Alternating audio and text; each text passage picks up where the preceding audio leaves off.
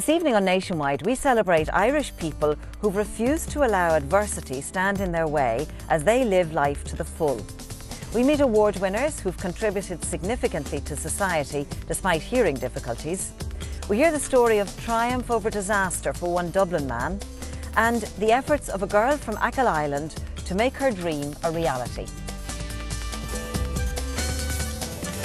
You're welcome to Nationwide, and this evening we're focusing on some outstanding people who've achieved great things through their own strengths and determination. To begin, in October last year, an award ceremony was held for the first time to celebrate the achievement of people who are deaf or hard of hearing. They were presented by Gay Byrne, and these new award recipients were people who had made a significant contribution to society, to sport, to family, to community or the workplace. The Hiddenhearing Heroes Awards event is a joint initiative between Hiddenhearing and the Irish Deaf Society. Hiddenhearing has been in the hearing healthcare business for the past 30 years. And about 6 years ago, we conducted a survey where we asked people how would they consider hearing loss on their own health agenda. And there was only like 9% of them came back and said they would get their hearing tests done regularly. So we decided to take the initiative and launch first time ever Hearing Awareness Week, just to get hearing on the national health agenda and get people aware that they have to get their hearing tested regularly. We got involved with the Irish Deaf Society through the Hearing Awareness Project. They help people a lot in the deaf community. So we decided to bring about what we call the Hiddenhearing Heroes Award. And it's just recognising people who have made great strides and achievements in their lives, either being deaf or hard of hearing. Good afternoon, ladies and gentlemen. We are celebrating people who have refused to give in to their disability. We had 8 different awards, from social contribution to youth award to the supporters award. What I saw was great stories, not only just about themselves, but about their family and their friends that actually support these people that are hard of hearing or deaf. Now, the Workplace Award winner is an inspirational chap who started up his own photography business 4 years ago, and it's been a total success story. Congratulations to Johnny Corcoran. One more, bit more. Johnny runs a wedding and portrait photography business, and being deaf hasn't been an obstacle to him being at the helm of a very successful enterprise. I never mention that I'm deaf on my website or cards. I'll let them look at my work first. When they go to my contact details on my website, I never put a phone number. I always put in just a text number to text me or my email address. And even when they do contact me, I still don't tell them I'm deaf. I deal with them like any client. It's only when they meet me, I make them aware that I'm deaf. And all I'm concerned with is taking a good picture. That's the key part of the job. That's a lovely smile. Technology has really improved over the years, with the likes of iPads, iPhones and emails, which makes it much easier to contact me. It's great having all this technology. And who knows what technology there will be in the future, with video phones improving that I can lip read to hearing clients through.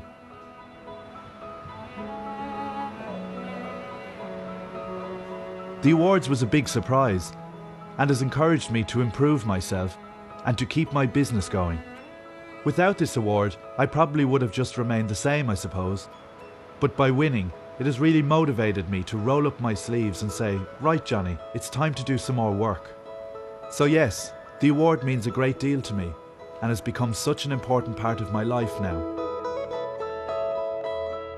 Last but by no means least, we have the Lifetime Achievement Award now. So we want a big round of applause now for Mr. Con Lynch. There you are. Con Lynch. 75-year-old Con is a devoted member of the Dublin Deaf Association, cycling in from Cabra in all weathers. Con spends his time arranging events, fixing problems and generally looking after the club. When people come to the club, Con is the first person they meet, and he always has a smile and a welcome. The Dublin Deaf Association cannot imagine the place without him.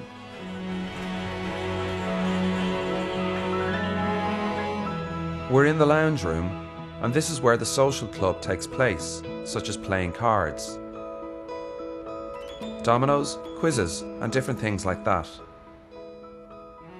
When the social stuff finishes and everyone goes home, you'll find me in here sorting out all the furniture and tidying up.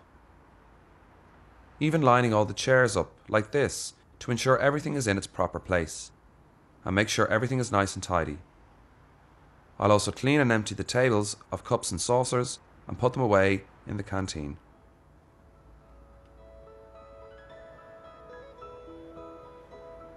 This is our drama hall used for our theatre shows, and we'll have shows on here at Christmas and in May. We also host conferences here and meetings. We also have dinner parties here at Christmas. Con was quite humbled to win the award. You know, I'm not familiar with technology like Facebook. So when a fax came through from Marion congratulating me on winning a Lifetime Achievement Award, I was so shocked and surprised. I really couldn't believe it. I wondered why it didn't go to someone else who has also done great service.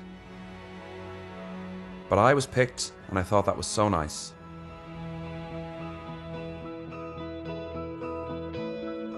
Due to the success of the awards, Hiddenhearing and the Irish Deaf Society plan to grow this initiative even more next year, and our main message is to tell people out there that if you are deaf or hard of hearing, that you can overcome these adversities and lead a really fulfilling life. And it's just to send that message out there to people, not to hold back, that there is help that you can get from the Irish Deaf Society or Hiddenhearing. And well done to all of the winners of those new national awards. Our next story takes us to Mayo and to Achill, where one young woman, despite her island location and one ballet class a week, has realised her dream with a place in the International School of Ballet in Paris. And all of this despite a start in life which may have led some people to believe that she certainly wouldn't become a dancer.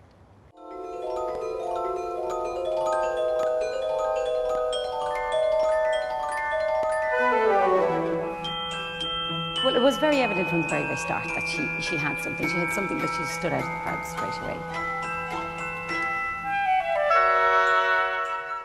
Caoimhe was born with clubfoot. Clubfoot is a shortened Achilles tendon. She got her foot in a funny position in the womb and it shortened her Achilles tendon. We used to have to do physio with her with every nappy change, and twice a week to physio and re-strapping to Castlebar. And then the physio said to my parents, you know, you should really take up some kind of dance or something like that to try and stretch the Achilles tendons. So I took up Irish dancing when I was 3, but I took up ballet then when I was 7, and yeah, stuck with it ever since. There was talk of maybe her needing an operation at some stage, but we were able to fix it with physio. Once she started walking, she was never allowed in a buggy, she had to walk all the time. And that brought on a great development of her ankle, great strength of her legs and her ankle, which all the dance teachers have loved immediately when they saw her feet. She always said, I want to have those feet. She's doing IDTA, which is the International Dance Teachers Association, which is a worldwide organisation. The standard is exceptionally high. She's gone through all her grades and has come out with honours in all of them.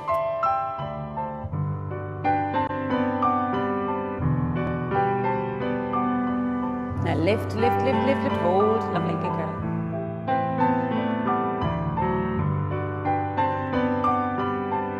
Breathe. Steady, steady, hold the pelvis, hold. Good girl.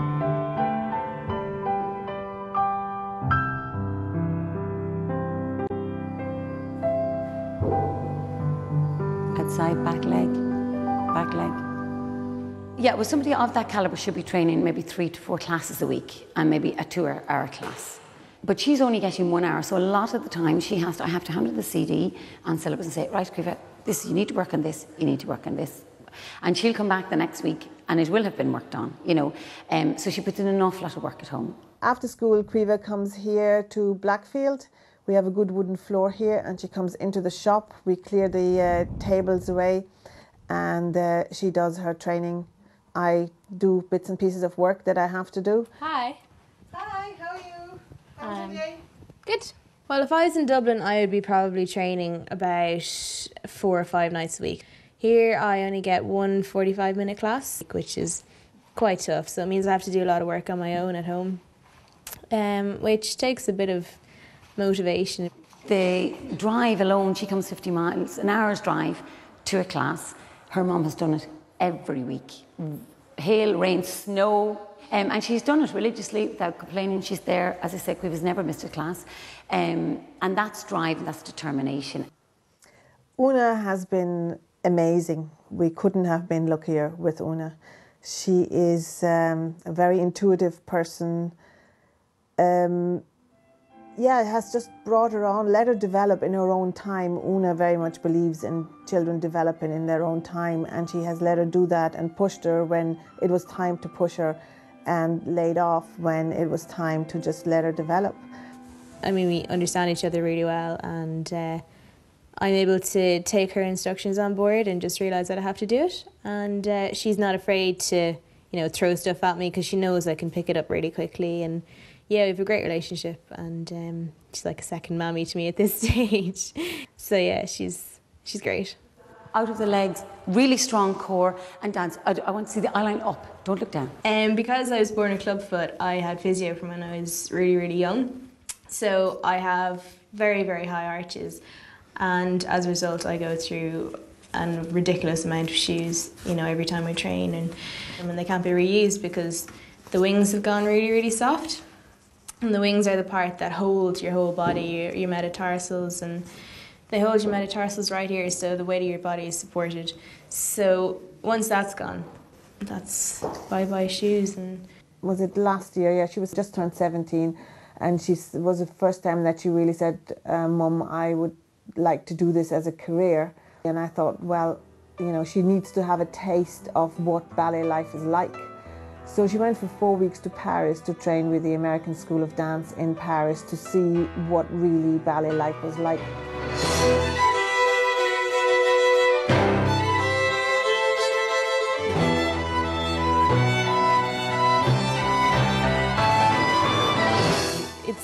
It's extremely athletic. You wouldn't, you know, you look at a dancer and you go, it's really easy or whatever, but that's part of being a dancer. You make things look easy, but every muscle, every single muscle in your body is used, and you know, it's extremely physical. But she's a remarkable kid, and she's got such an amazing talent. I would be devastated if she didn't get the funds that are so desperately needed for her to go on to third level education in dance. And I look forward to the time where she returns to Ireland and gives us talent back to where it started from. I think her hope is to express herself and therefore connect with the people that are watching it.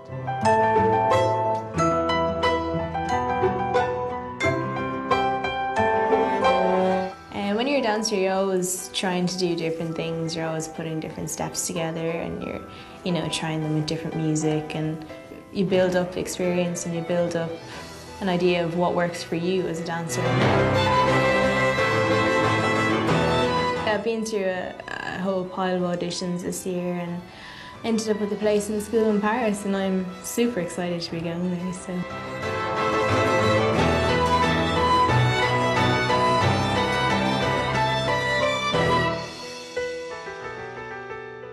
The best of luck to Criva in Paris. She's a good example of how determination can overcome any obstacle.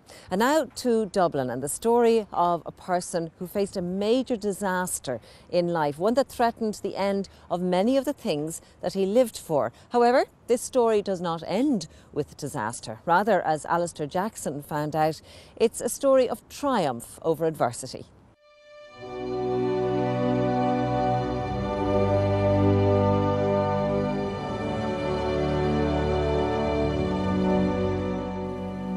Tony Mangan's been a hill walker for most of his adult life. Indeed, you could say hill walking was his life.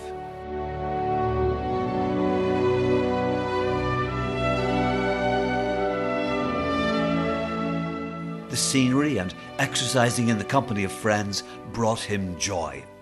All that ended on the 23rd of August 2007.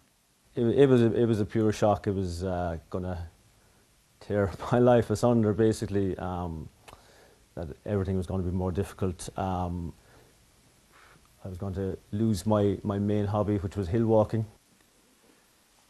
A growth had been discovered on his spine.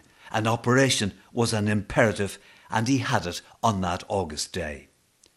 Initially, there'd been hopes of a recovery, but it didn't happen. From now on, he'd be in a wheelchair. There'd be no more hill walking. The actual chats I would have with people walking up the side of a hill, can't beat it, and I haven't found an activity yet where I can replicate that.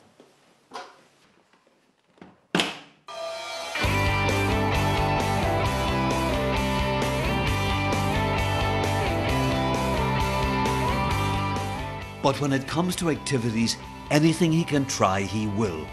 And he's tried a lot.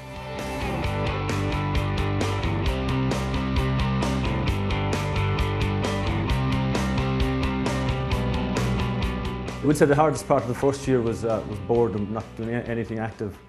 So I needed a bit of an adrenaline buzz. So anyway I can get an adrenaline buzz, I go for it.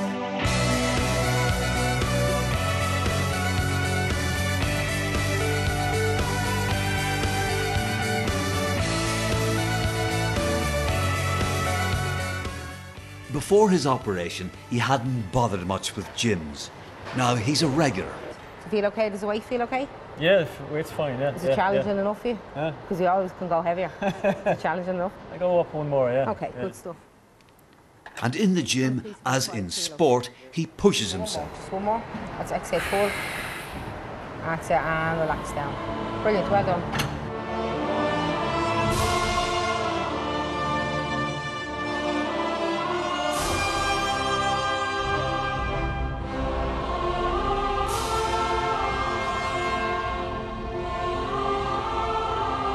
My hips move, and that's how I do my walking and stuff like that.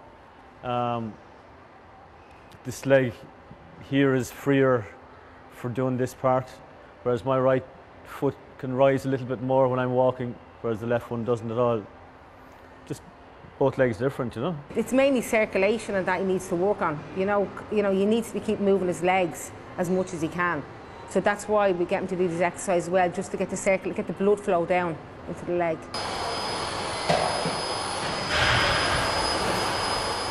This is kind of the highlight of my day in many ways. It relieves the tension in my legs, and I get a couple of hours where they're not restless. So get here pretty well every day of the week, you know. While Tony can no longer hill walk, his old friends in the hill walking club haven't forgotten him. They were there for him after his operation, and they keep him up to date with club news. And what kind of heights are you at? What's the drop there? It feels like 10 miles, but just a couple of 100 metres up initially. Tony enjoys hearing about the slagging over events like punctures on outings. The lads were very tired after a full day up the mountains, so the Yolanda volunteered to change the tyre for us. Support from his hill walking club after the operation was very practical. Get him a car, because he couldn't drive his manual anymore, so he needed an automatic. And we needed to sell his car. Someone took charge of that. We needed to buy him, locate a car for him. We need to get it adapted, and we need to find out about insurance and AA and so on. It was all done quietly and efficiently, and Tony was very grateful. But the club helped in another way too, a way that's helped him experience again some of that hill-walking camaraderie that he misses so much. It started with a casual conversation on a hill walk. We were just talking about how we all love cycling, but It was too hard to go on the 100-kilometre Lycra cycles that we saw in the Wicklow Hills every weekend. So we thought, well, why don't we get together and do something with a little less sweat? And so the No Sweat Cycling Club was born as a sort of unofficial child of the Hill Walking Club. And Tony, with a specially adapted wheelchair, was a founding member. Yeah, it was a new lease of life that I could do something, get out, get a bit of fresh air, a bit of exercise, be with people, hit the pub afterwards, you know. But before the pub, there has to be some cycling. This is basically, it's a hand bike attaches to through a bracket onto a regular wheelchair. So you pedal as hard as you can with your hands, and then I have an accelerator here, I have a battery pack that I can kick in there for overtaking the lads, you know.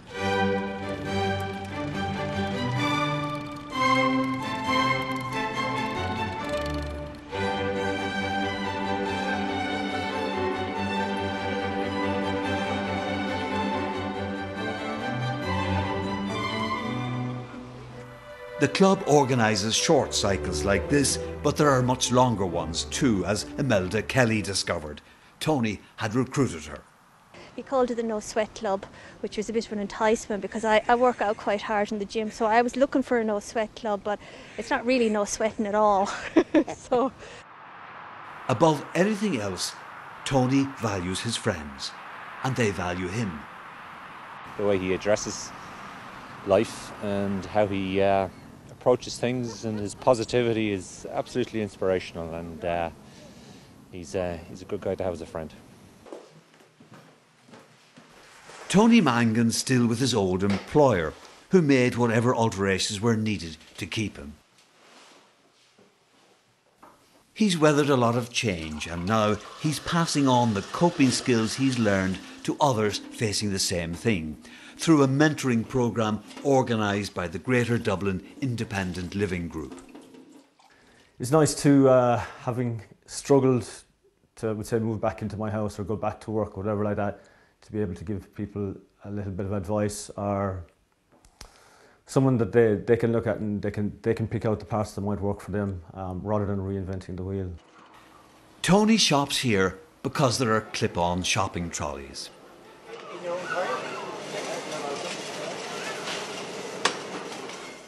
The view from a wheelchair gives one a new perspective, both actually and figuratively, and its impact on Tony has been quite focused. He now simply wants to do what he can to improve the lot of the wheelchair user. Tony is certainly an inspiring man with a very positive attitude to life. I hope you've enjoyed his story and indeed all of our stories on this evening's programme about achievement and can-do. Sin deir leis lór, be med ráiste veranine, agus godí sin I wahagwif, agus godéisih slán. On next Friday's Nationwide, a peep at the lives of artistic people from other lands who've settled in Ireland. People like the Australian sculptor who's working and living happily in County Mayo, and the English artist who draws inspiration from the stunning West Kerry landscape. We discover some Greek cookery tips in the company of a Kildare-based chef, and all the fun of the adventure camp in the McGillicuddy Reeks.